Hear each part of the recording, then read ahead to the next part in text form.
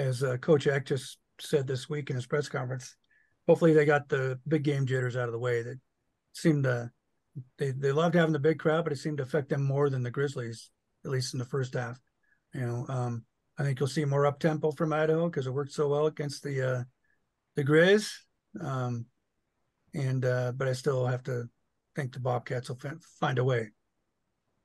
Yeah, I'm leaning towards the Cats in this one as well. I think my biggest thing for the Vandals is how do they start? They started slow versus the Grizz. Grizzlies kind of had a little bit of a cushion and then got comfortable. You can't do that against the Bobcats in that rushing attack. You do not want to fall behind and let Malott and Chambers burn clock rushing the ball.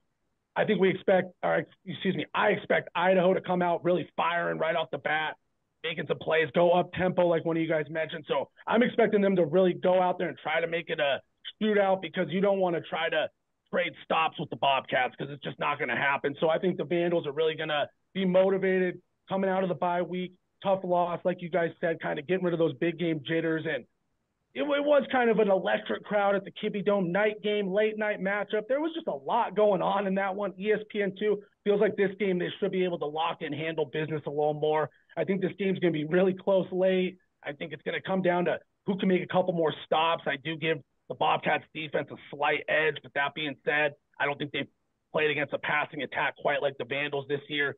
Even South Dakota State, they got a lot of talent, but those weapons are real on the outside. It's in a dome. They're going to be able to throw the football, so I'm excited to see what Idaho brings to the table.